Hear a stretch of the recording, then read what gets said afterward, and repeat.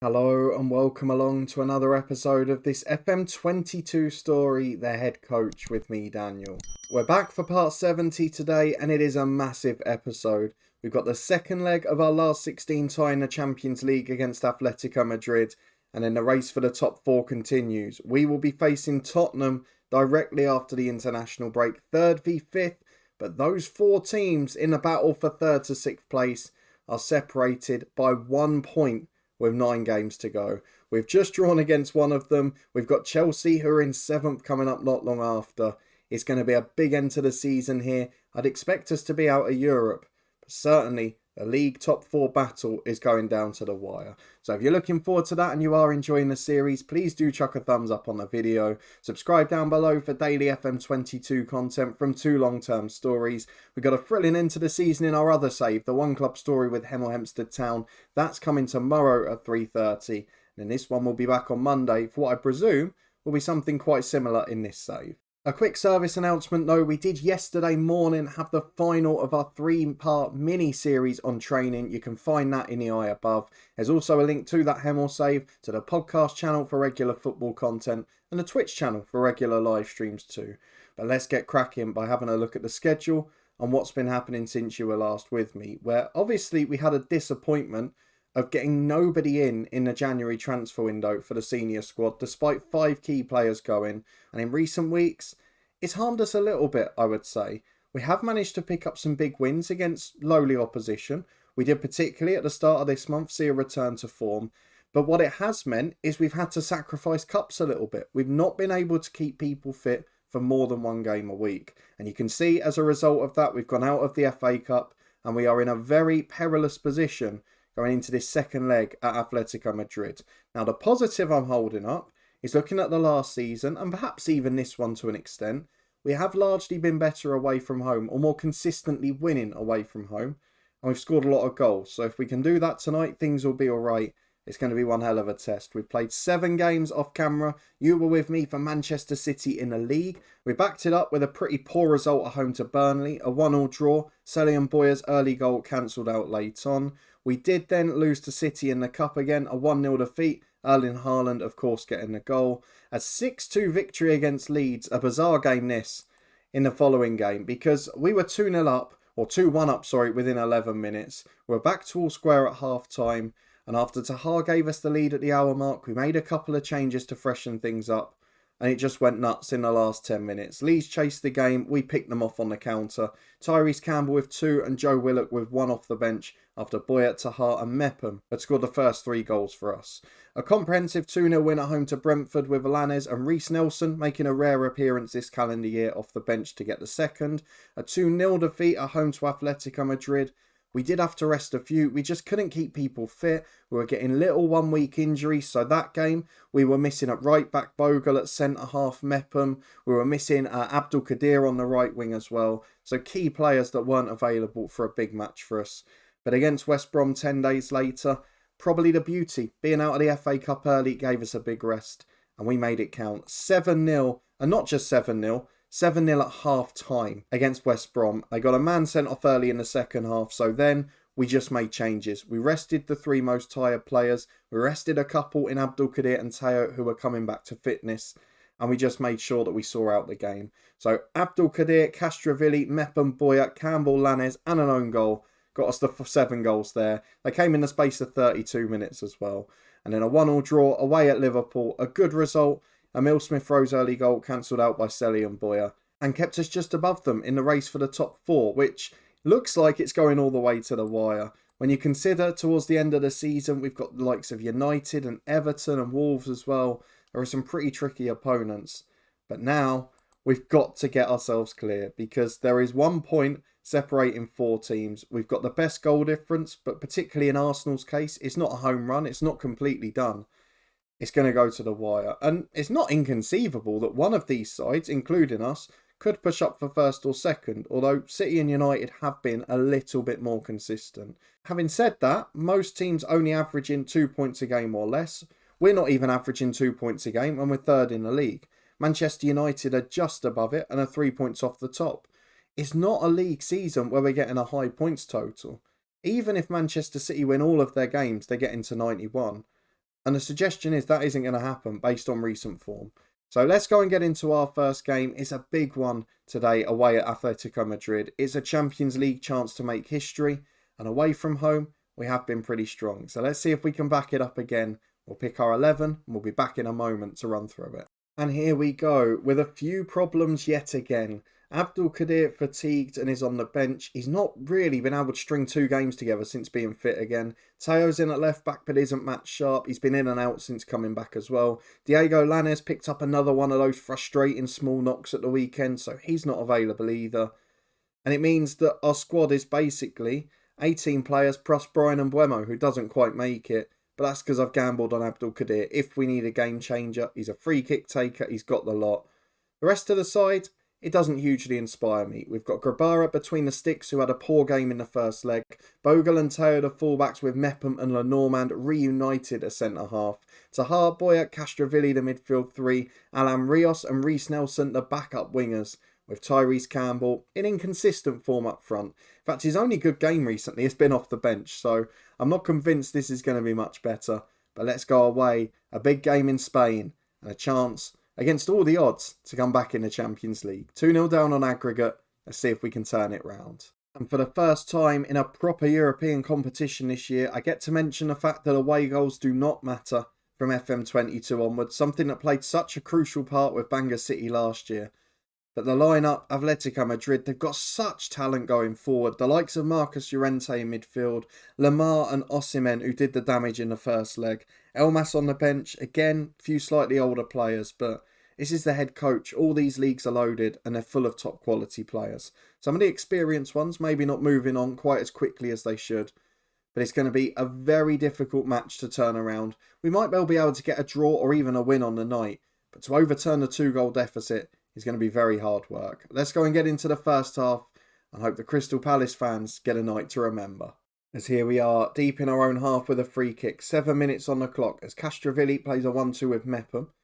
Chance to bring it forward, but no real options in midfield. Very good shape for Atletico Madrid, managed by Fernando Torres now, as Alan Rios gets it on the right to Boya. Chips the ball forward to Campbell.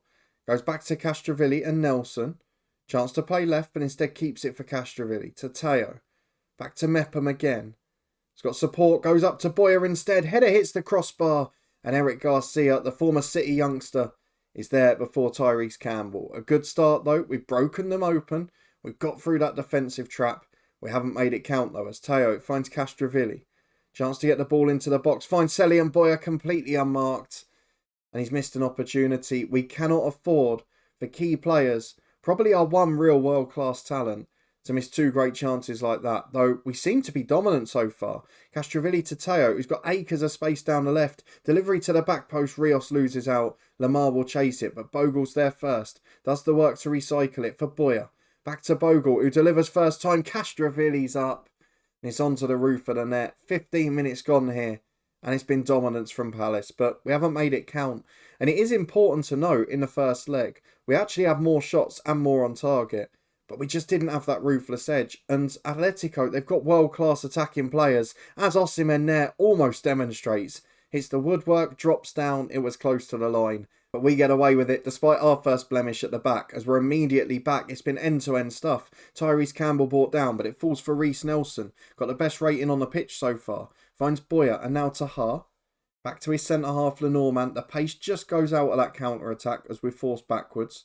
And Bogle again having to play into his own half. Not what we were hopeful for here. As Boya, making things tick, finds Castrovilli up to Reece Nelson. I mean, he barely got a game this calendar year, and he has put a beauty into the corner there. A wonderful move with half the aggregate deficit. Could it happen? Maybe the European dream is still alive. 5 minutes to the break. It's been a complete opposite game to the first leg. We've been dominant, but we haven't had a lot of the possession. And Atletico Madrid not been ruthless. They wasted their one great chance. So let's tell the lads we want more of the same. They can win this game. Atletico are here for the taking. I'm not sure we're quite at our top form as Bogle hits the ball forward down the right, gives away possession. Surprised to see us come back so quick. Fabio Vieira, challenge from Taha, but it's fallen nicely for Atletico. We've got loads of players on a booking as well. Anthony right side of the box, that's a great ball. Lamar puts it in. And this is where it doesn't matter whether you've got away goals or not, because where we'd had it previously, 3-1 would put us through. Now we're going to extra time if we get the 2 goals. So I don't think we're scoring 3, but regardless, 2 goals keeps us in the tie. 5 gone in the second half. Atletico probably just killed it off in truth. As here they come forward again, they seem to have garnered confidence from this. Senor finds Llorente in the middle. Goes back to his centre half, happy to keep it with Eric Garcia. Plays into midfield for Torres.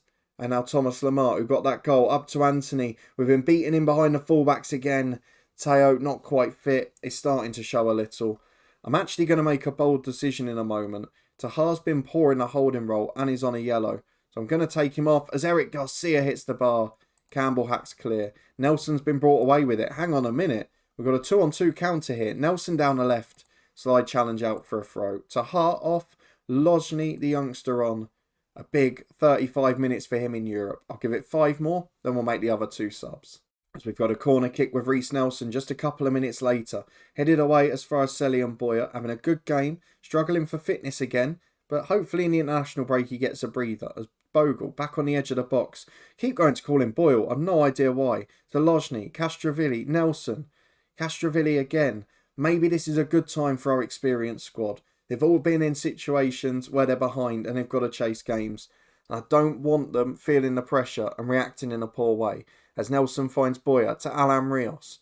Chips it left to Adaramola. Goes for the shot. Good save from Oblak. Behind for a corner kick. I'm going to make the second sub. Campbell off. Tipple on, the youngster. Tyrese Campbell has been poor for weeks now. Let's see if Tipple can make the difference. He has scored big goals before. Remember the League Cup final. Wouldn't mind seeing him do it again. As Anthony with a free kick, Grabara saves. Where do I make the final sub? Because Bogle's been poor, Rios has been poor, but Bogle's less fit. So Shackleton's on. It's the final change we're going to make. We are going to encourage the lads who have done all right on the night. But I think it's too late. 5 to go, 1-1 on the night, 3-1 on aggregate for Atletico. And the home leg, the home performance, the home results again are the things that are costing us in the big competitions. We are out of the Champions League, but an excellent first attempt. The last 16 against a very good side, and our lads should be more proud of that than they currently are. We've got the internationals now, 2 weeks off, and then we'll be back for Tottenham. A big game in a chase for the top 4, because we want to make those Champions League experiences the norm, not just have it as a one-off. Well, the positives to come from that tie, very quickly, are an 8.2 million windfall, which should help with the summer transfer budget, because Lord knows we need it after all the players that went in January. And I've also got to take you back a couple of days, because we had a youth intake. And here it is from last Saturday. So a few decent players, rated as a good intake overall. I guess the reason being for that, there's no stars in there. There's no doubt in that. There's no top quality, proper talent. However, there are a good 4 players at the top there you can see who, with the right development, should very comfortably become professional footballers. And I think that's all you can ask for regularly out of your youth intakes, rather than to get global superstars all the time. There's not much else below it, but the 4 to look at, Kevin Lewis, who isn't bad. Maybe a few weaknesses, aerial ability and composure, which I'm not a big fan of. But he's 16, he's not yet 6 foot. That may change in the next 1 or 2. Charlie Ellis is a centre midfielder with unbelievable mental attributes for a 15-year-old. I'm going to keep an eye on him because whatever his potential is, I'm pretty sure he's going to maximise it. Again, young, only 5'6". I think some of those physical stats may change in time. I wouldn't be surprised if he's the sort of one who then has a much bigger potential when things come around. Byron Kiernan is a centre half, 6'1", good physically and pretty average across the board. Got great positioning though, and you know I love that in a centre half, so he's got good talent too. And then Paul John, again 3.5 star potential. Basically he'd look great if it weren't for Ellis, because he's essentially a less good version. So 4 youth intake stars, worth a mention, but none of them I would expect to be superstars. We have a contract offer from Crystal Palace. Now, what on earth are we on at the moment? Because they're offering us 56 grand a week. Again, it's the transfer budget that's worrying me. I've got to be honest, 9 million is not great. They still have fairly realistic expectations, but our squad is ageing, and at the moment, it's only getting weaker because they're selling old players, they're not getting much money for them, and then they're not able to replace them. So we are on 37.5 grand a week. I mean, it's a massive upgrade. We get 20 grand extra a week. We've got 1 year on our contract at the moment. This will give us an extra 3. I don't think we can turn it down. The security is there. I'm going to try and get it up to 60k a week, and they've taken it first time. So basically an extra 23 grand a week is incoming. I think we're happy with that. If we get sacked now for anything that does go wrong, we've got a payoff that sets us for life. We'll be back in a moment for Spurs, but hopefully that's secured our short-term future. The international break is over and it's fitness test time, but things are not looking great at the moment. Other results have pushed us down into 5th place in the Premier League, 2 points behind Arsenal and Liverpool, 7 behind United with a game in hand who dropped points again. But Tottenham, 1 point behind us, 1 place behind us. If they win against us tonight, they go to 4th, we drop to 6th. Chelsea not a million miles behind either, so this could go all the way. And getting anything other than a defeat today is very important. If we can draw, I won't be devastated. If we can win, it maybe sets us up for the top 4, particularly with a couple of the other games in the running. So let's see who's fit and who isn't. Everyone should pretty much be available, I think. This is our first 11 from the last game. We should have back Abdul Qadir. Diego Lainez, I'm afraid, got injured again on international duty.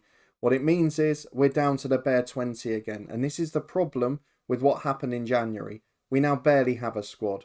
So the 9 subs are there. The only change from the last game is Abdul Qadir in place of Alan Rios. Let's go and see if we can get a result at home to Spurs. A massive game at the top of the Premier League in that race for 4th place. And that's why we've gone with the tried and trusted. Let's see if it works out. Our home form, as you know, has been pretty sketchy at Crystal Palace. 1 change for us, 4 for Spurs, who drop Ariane Kalantari to the bench, a former legend at Bristol City for that half a year. They've also got Bruno Tabata, who we tried to sign on deadline day. Our director of football missed out on him. Mark Guehi, Bentancur, Højbjerg all amongst the subs. And starters up front include Calvert-Lewin and Isak. They're a very good side going forward, and they're a pretty average one at the back. So let's see how it works out for us. I'd describe us pretty similarly. We're going to change Reiss Nelson, as we did last time, to an inverted winger off the left. And I just hope anything other than a defeat, please. Well, what a quiet half an hour this has been. 1 shot on target for each side. No highlights. Although now, with the weirdest camera angle we've seen in a long time, we may have just opened the scoring. Abdul Qadir back in, showing his quality from the dead ball situation. Beautiful delivery to the back stick. And the goal is awarded from the Tyrese Campbell header, who may have just found some form again. It was a very strange camera angle for that one though, as Lenormand plays out from the back, concedes possession to Branthwaite. He gives it to Ramos and now Devine. Looking very comfortable on the ball, Spurs, but it has been a nothing game so far. And that's why a scrappy 1-0 win could do wonders for our confidence. Not a big fan of keeping home clean sheets at the moment, though, it seems, so I think we might go wrong here as Devine gets it back to the edge. Well nicked by Reiss Nelson, the former Arsenal youngster. Can release Tyrese Campbell. It's not the best ball. He's drifted wide to the right, but there's 4 making the run into the middle. Campbell back to Abdul Qadir. Can he find someone? Forced all the way back to Bogle, to Castrovilli. And to Hart. We're not going the right way at the minute. Nelson takes it in though. Brilliant first touch. Back into the box. Back heel for Campbell. That is a wonderful delivery. It is 2-0. Tyrese Campbell is back amongst the goals. And Crystal Palace look like they're turning this top 4 race to between 3 teams rather than 4. Spurs bottling it on the big stage. Surely we can't blow it from here. As we're back going into first half stoppage time, Isak picking the ball up on the left. After a really solid first half where we've not looked poor at the back at all, it'd be a horrible time to concede and allow our visitors back into it. Tahar's trying to avoid that with a brilliant shielding header. Out to Boya and Castrovilli, to Tyrese Campbell, already on a hat-trick of course, and Teo left to Reiss Nelson, who's had a really good half too. Up to Boya with the long ball, it's brilliant football, and Mere makes the save. Of course, Boya, been linked with Spurs for about 3 transfer windows now. They've never come in for him in the end.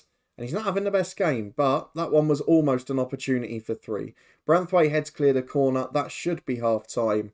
And despite being a pretty average performance, a pretty poor game of football, we've taken our 2 chances. And that means at the break, we lead pretty comfortably. We're going to ask the lads to keep it up, because if they can prove a point, prove that they are top 4 contenders here, we can get back into 3rd place, which is a confidence boost in itself. and really push Spurs down and out of action here as Calvert-Lewin picks it up. If they can get service to their front two, this game is not over. We know what Isak's like. We know what Calvert-Lewin's like. Here is Isak into the box. Good save, Grabara. We do get those games from him occasionally where he makes lots of saves. Well, that's his second one of the match, as we've got a corner kick with Abdul Qadir. Another brilliant delivery, this time headed over. Can't tell if it was Mepham or Lenormand who got the final touch, but it was.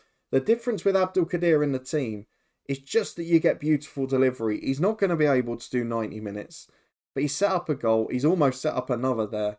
He's a wonderful player. We're going to make subs with 20 to go. Boya is going to be replaced by Joe Willock, another former Arsenal youth man. Abdul Qadir for Alan Rios. And we'll leave the last one 5 more minutes. Probably Teo will come off next, because he's been struggling to get back up to speed. And we'll just replace him with Tyrick Mitchell. 10 to go. We still lead by 2. But Spurs have got possession with Dorrington. Into Bentancur the sub and White and Morrow on the left. He goes for the big switch of play. There's no one out there. And it's Ariane Kalantari, a former star for us at another club. Babala in. Isak's header. Good save, Grabara. And the rebound's in. And there's my superstition just behind my head. When you're making changes, there's always a goal. This time, Ariane Kalantari played a key part. And he might come back to haunt us more yet. He's got 9 minutes to find an equaliser. As it's a Spurs goal kick from Meret. Big one downfield. Isak flicks on for Calvert-Lewin. Don't collapse like this. They've got 4 recognised strikers on the pitch now. Calvert-Lewin delivers. Isak's in. Off the post he scores. VAR will check, but it looked on to me.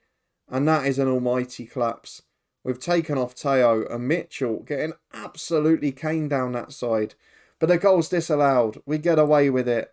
We're going to ask the lads to focus. We might yet cling on. And with 4 minutes plus stoppages to go, we've got a free kick with Alan Rios. It's a dangerous position. He's not got the traditional history of being as good as Abdul Qadir, but there he might have set up a goal because his shot was tipped onto the bar. The keeper was on the floor, and I don't know if he was ahead of the man. There was one defender behind clearly, but I don't know about the keeper. I think it's Lenormand who nods in, and the goal is awarded. Very short glimpse at that little notification there, but it is 3-1.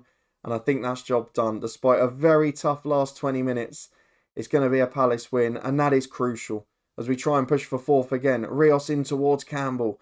Beaten to it as Meret clears. Mitchell down the left to Nelson. Can we turn on the style? It seems like we're finding our famous late finishes again. As Tyrese Campbell to Nelson to Campbell. Almost gets his hat-trick. It's whipped wide at the far post.